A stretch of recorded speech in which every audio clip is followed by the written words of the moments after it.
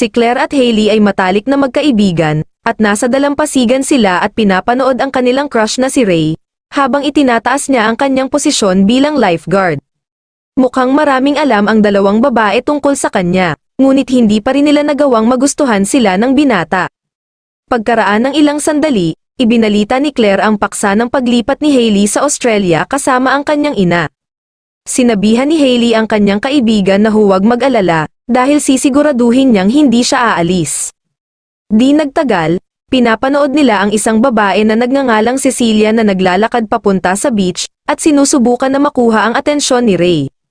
Habang mukhang nag-e-enjoy si Ray sa kanyang kasama, nadidismaya ang mga babae, at nagpasya silang umalis sa beach para tulungan ang mga lolo't lola ni Claire sa kanilang beach club. Habang dinadala nila ang ilang mga kahon sa bodega, nagulat sila ng isang kakaibang lalaki na nagngangalang Leonard, na sinusubukang magbiro, ngunit hindi ito naintindihan ng mga babae. Makalipas ang ilang sandali, umuwi si Hailey at mukhang hindi siya masaya kapag nakita niya ang mga kahon na inimpake na ng kanyang nanay na si Jeannie. Lumapit si Jeannie para makipagkita sa kanyang anak para kumbinsihin siya na ang paglipat sa isang bagong bansa ay hindi kasing sama ng iniisip niya, ngunit sinabi ni Hailey na gusto niyang gugulin ang kanyang teenage years kasama si Claire. Sa kalaunan ay pinagtatalunan nila ito, at kailangang umalis ni Jeannie sa kwarto. Kalaunan ng gabing iyon, nagkita-kita ang mga babae sa recreation room sa beach club, para panoorin ang balita tungkol sa lagay ng panahon, na inihahatid ng ama ni Cecilia, si Storm. Malapit nang magbago ang paksa ng kanilang pag-uusap, at sinabi ni Claire na sa tingin niya ay hindi niya kakayanin nang wala si Hailey sa susunod na semester sa paaralan. Patuloy na tinitiyak ni Hailey na wala siyang pupuntahan, at nagdarasal din siya para tulungan ang kanyang nanay na makita kung bakit kailangan niyang manatili sa kanyang kaibigan. Di nagtagal, isang malakas na bagyo ang tumama, at ang lola ni Claire, si Maggie, ay lumapit upang ipasok ang mga babae sa loob ng bahay. Mukhang talagang malubha ang bagyo, at nagdudulot ito ng isang malaking alon na tangayin ang bahagi ng karagatan upang maging pool sa beach club. Kinaumagahan, lumabas ang mga babae sa poolside, kung saan naglilinis si Ray. Habang nakikipag-usap siya tungkol sa bagyo kasama ang lolo ni Claire, si Bob, agad na tumakbo ang mga babae para salubungan sila, nang marinig nilang pinag-uusapan ng mga lalaki ang tungkol sa pag-cancel ng isang paparating na party sa beach. Habang sinusubukan ni Hailey na kumbinsihin si Bob na panatilihing bukas ang beach club, nakikita ni Claire ang isang makintab na liwanag sa loob ng pool. Habang papalapit siya, nadulas siya sa pool, at habang nagpupumilit siyang lumangoy pabalik, nakakita siya ng kakaibang nilalang. Mabilis na tumalon si Ray para iligtas siya, ngunit paglabas niya, sinabi niya sa lahat na may pating sa loob ng pool. Sinabi ni Bob na ito ay malamang na isang bagay na naanod mula sa karagatan, at ipapatuyo niya ang pool sa umaga. Iniisip din ni Hailey na marahil ay nabigla pa rin ang kanyang kaibigan dahil hindi niya gusto ang mga tubig, dahil namatay ang kanyang mga magulang matapos malunod sa karagatan. Kapag nag-iisa ang dalawang babae, sinabi ni Claire kay Hailey na may nakita siyang kakaiba sa loob ng pool. Patuloy niyang iginiit na suriin nilang muli, at nagpa siya ang dalawang magkaibigan na tingnan ito sa gabi. Nang gabing iyon, pumasok ang mga babae sa beach club, at pumunta sa pool para tingnan kung ano ang maaaring nasa loob. Habang nagtatapon sila ng ilang bagay sa loob, umaasang inaakit nito ang kakaibang nilalang, nagulat sila nang makita nila na ito ay isang babae na nagngangalang Aquamarine. Habang lumalangoy siya para salubungin sila, napagtanto nilang isa siyang sirena, at halos hindi nila mapigilan ang kanilang sarili sa pagsigaw. Mukhang nasasabik si Aquamarine na makita ang mga babae, at sinabing ito ang unang pagkakataon na naging napakalapit niya sa mga tao. Kinukumpirma rin niya sa kanila na siya ay totoo, at lumayo lang siya sa bahay dahil gusto siyang pakasalan ng tatay niya sa isang merman. Bago pa siya makapagsalita pa, may narinig si Leonard sa gilid ng pool at nagpas siyang tingnan ito. Narinig ng mga babae ang pagdating niya, at nangangako silang babalik para kay Aquamarine sa umaga, pagkatapos ay tumakas sila. Kinaumagahan, pagkagising nila, nagulat sina Hailey at Claire nang makita ang ilang lalaki na nag-drain sa pool. Agad silang tumakbo palabas, ngunit hindi nila nakita si Aquamarine sa loob ng pool. Habang iniisip nila kung nasaan siya, nakarinig sila ng kakaibang tunog mula sa isang silid sa tapat ng pool. Nagpa siya silang tingnan ito at nagulat silang makita si Aquamarine. Mukhang masaya silang makita siya, at ipinakita rin niya sa kanila na mayroon na siyang mga paa. Binigyan siya ni Hailey ng shirt na isusuot, at kapag nasa loob na sila ng bahay, sinabi sa kanila ni Aquamarine na maaari lang siyang magkaroon ng mga binti kapag sumikat ang araw. Habang lumalakad pa siya para ipaliwanag na hindi niya dapat basain ang kanyang mga binti, tila nakatanggap siya ng tawag sa pamamagitan ng isang kabibi. Sinabi niya na ito ay mula sa kanyang ama, at habang sinisigawan siya nito na tumakas sa bahay, sinabi niyang hindi pa siya handang bumalik hanggat hindi niya nahahanap ang pag-ibig. Ang kanyang galit ay tila nagbabago ng lagay ng panahon, na nagiiwan kina Claire at Hailey na mabigla dito. Pagkatapos magkaroon ng kasunduan si Aquamarine at ang kanyang ama para makauwi siya sa loob ng 3 araw, kung wala siyang mahahanap na magmamahal sa kanya, matatapos ang tawag. Pagkatapos ay sinabi niya sa kanyang mga bagong kaibigan na kailangan niyang makahanap ng pag-ibig bago siya umuwi. Sabi niya sa karagatan, pinapayagan lang silang magpakasal sa isang taong pinili ng kanilang mga magulang, at ang pag-ibig ay isang alamat doon. Nagtatanong ang mga babae kung paano niya nalaman na hindi ito mito, at sinabi niyang nakita na niya ito dati. Di nagtagal, habang sinisikap nilang makita kung sino ang makakapareha nila sa kanya, nakita ni Aquamarine si Ray at sinabing gusto niya siya. Mukhang hindi masaya ang mga babae tungkol dito, ngunit tumakbo si Aquamarine para makipagkita kay Ray para tanungin kung mahal niya siya. Mukhang nalilito si Ray dito at sinabing hindi niya siya mahal, pero sinabi niyang maganda siya. Sa kalaunan ay umalis siya kasama ang kanyang mga kaibigan, at bumalik siya para salubungin sina Hailey at Claire, na mukhang malungkot. Sinabi niyang hindi siya mahal ni Ray, at sinabi ng mga babae kay Aquamarine na hindi ito gumagana ng ganoon, at maaaring kailanganin pa niyang pumili ng iba, dahil gusto siya ng bawat babae sa bayan. Iginiit ni Aquamarine na siya ang gusto niya, at gaya ng sinasabi ng mga babae na hindi nila akalain na matutulungan siya nito, sinabi niya na nangangahulugan ito na hindi sila makakakuha ng hiling. Mukhang nalilito sina Hailey at Claire, ngunit humihingi sila ng higit pang detalye. Pagkatapos ay sinabi sa kanila ni Aquamarine na sino mang tumulong sa isang sirena ay maaasahan ang anumang gusto nila. Dahil alam ng mga babae na magagamit nila ang kanilang hiling para maiwasang lumipat si Hailey sa Australia, nagpasya silang tulungan si Aquamarine. Pagkaraan ng ilang sandali, habang sinusuri niya ang pool, nakahanap si Leonard ng kwintas at ilang malalaking kaliskis ng isda, na nagpapanatili sa kanyang pag-aalala. Pumunta ang mga babae sa bahay ni Hailey, at habang nakikita ni Aquamarine ang ilang bagay mula sa karagatan, tinanong niya si Hailey kung ano ang ginagawa ng kanyang ina. Sinabi niya na si Jeannie ay isang marine biologist, na nagtatrabaho upang linisin ang karagatan mula nang lumipat sila sa bayan. Sinabi ni Aquamarine na karapat-dapat si Jeannie ng maraming papuri, dahil ang karagatan ay mas malinis kaysa dati. Nagulat si Hailey dito, at sa unang pagkakataon, napagtanto niyang maganda ang ginagawa ng kanyang ina, at ito ang dahilan kung bakit gusto niyang lumipat sa isang bagong bansa.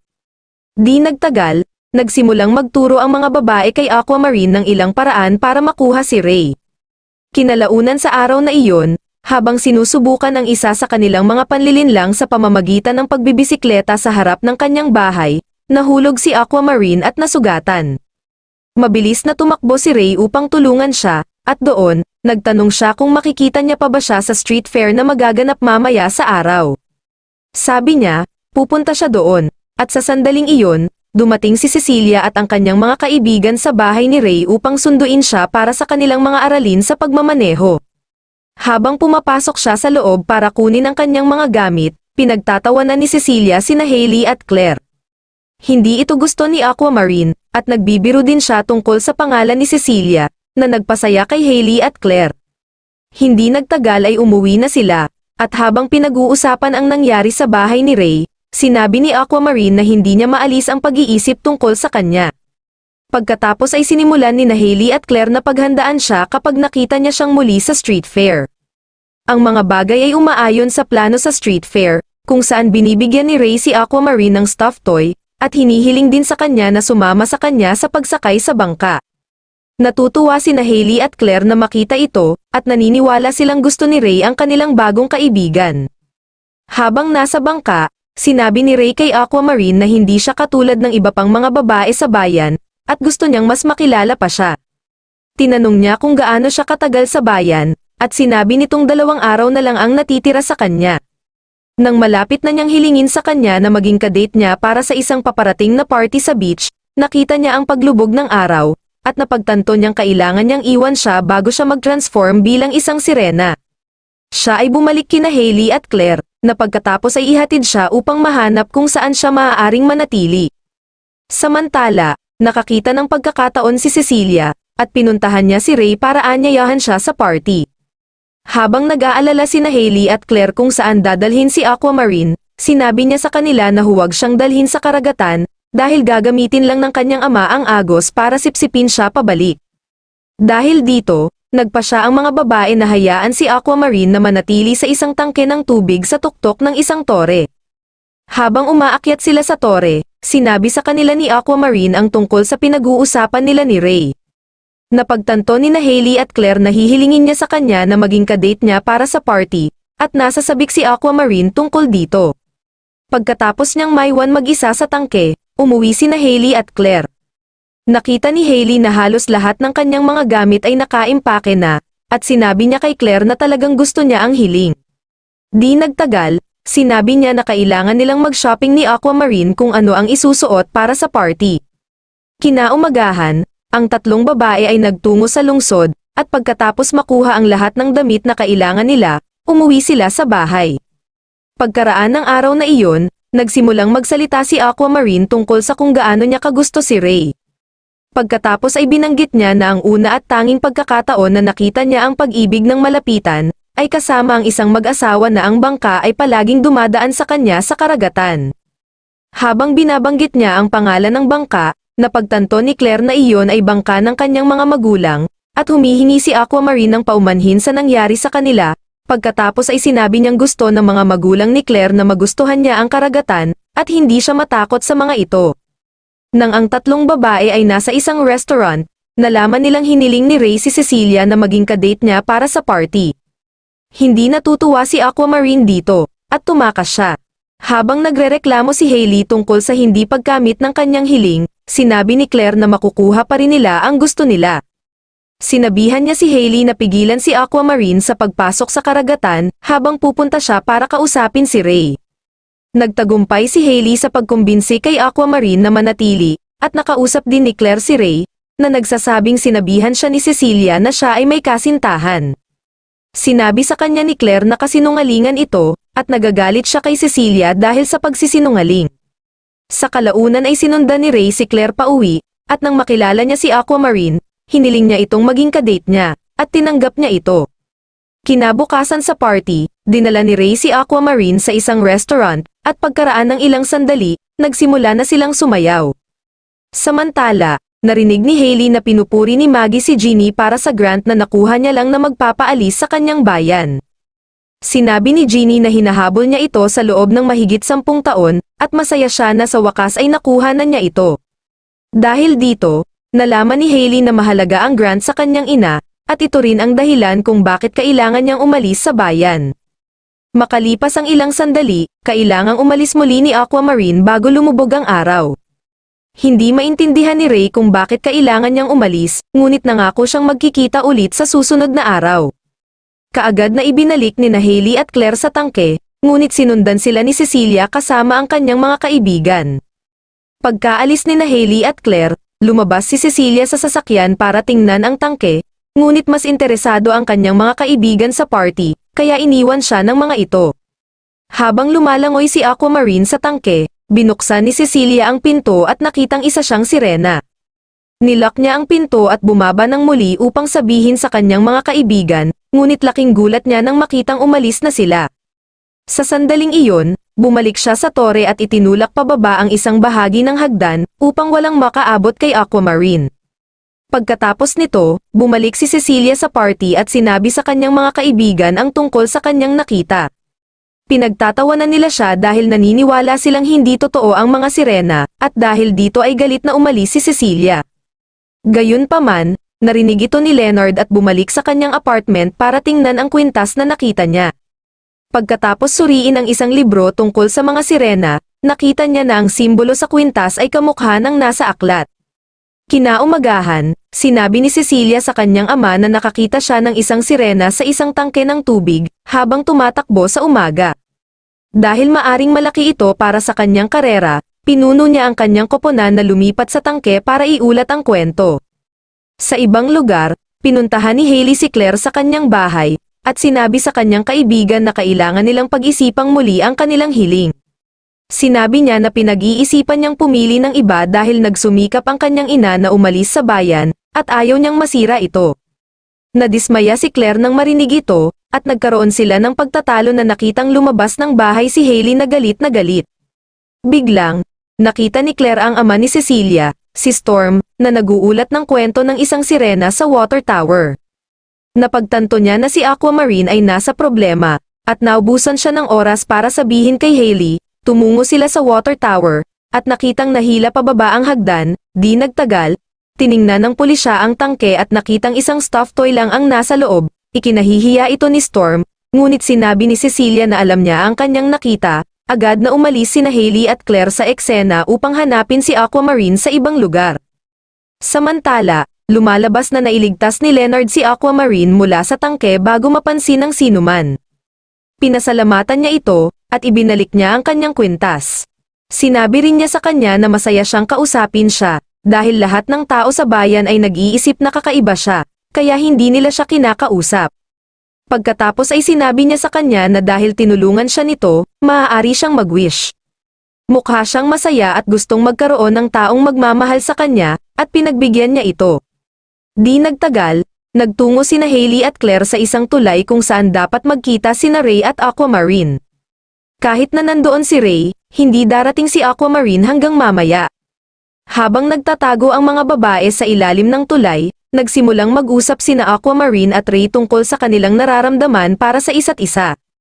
Tinatanong niya kung mahal siya nito, at nadismaya nang marinig niyang hindi niya mahal. Gayunpaman, sinabi niyang mahal niya siya, at umaasa na mas marami silang oras na magkasama. Habang nagtatanong si Ray kung bakit kailangan niyang mahalin siya noong araw na iyon, nagpakita si Cecilia at itinulak si Aquamarine sa karagatan. Samantala, mas dumidilim ang mga ulap, at pagkatapos na maging sirena ni Aquamarine, nagsisimula siyang sipsipin muli ng agos. Sa kabila ng pagkagulat ng makitang isa siyang sirena, sinabi pa rin ni Ray na tutulungan niya siya, na ikinagulat ni Cecilia. Habang bumabalik siya para kunin ang kanyang surfboard, sinabi ni Hailey na pupunta siya sa karagatan para iligtas si Aquamarine. Sa wakas ay tinanggal ni Claire ang kanyang takot sa karagatan at sumama sa kanyang kaibigan. Sa wakas ay nakarating sila kay Aquamarine, na nagsasabing walang nagmamahal sa kanya sa lupain, at kailangan niyang bumalik sa kanyang ama. Sinabi nila sa kanya na hindi pa niya kailangang bumalik, at maaari niyang tanggapin ang kanilang hiling at gamitin ito para matiyak na hindi siya kukunin ng kanyang ama. Nagtatanong siya kung bakit nila gagawin ang ganoong bagay para sa kanya, at sinabi nila sa kanya na iyon ay dahil mahal nila siya.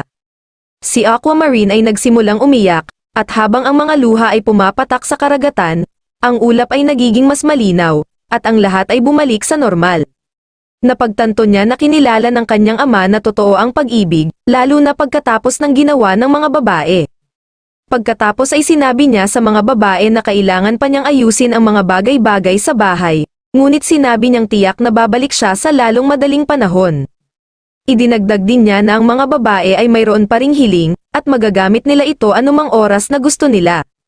Maya-maya, tumungo si Ray sa kanila sa kanyang surfboard, at nagpaalam ang mga babae kay Aquamarine. Habang lumalangoy sila pabalik sa dalampasigan, nagpa siya ang dalawang magkaibigan na gamitin ang kanilang hiling na madalaw ni Claire si Hailey sa Australia, sa susunod na bakasyon sa tag-init. Samantala, humihingi ng paumanhin si Aquamarine sa hindi pagsasabi kay Ray tungkol sa pagiging sirena. Sinabi niyang wala siyang pakialam at gusto lang niyang manatili siya. Sinabi niyang kailangan niyang umuwi muna, ngunit nangako siyang babalik para sa kanya. Mukhang masaya silang dalawa, at sinabi niyang hihintayin niya siya. Bumalik sina Claire at Hailey sa dalampasigan, at bago sila umalis, dumating si Ray at nagpasalamat sa kanila sa pagtulong sa kanya at kay Aquamarine. Maya-maya ay umalis na siya, at mukhang nasasabik ang mga babae na sa wakas ay maging malapit na siyang kaibigan. Sa sandaling iyon, nagyakapan sila at naghiwalay ng landas, habang naghahanda si Hailey na umalis sa bayan. Maraming salamat sa panonood kaibigan. Muli huwag mong kalimutan na mag-subscribe at i-like ang video.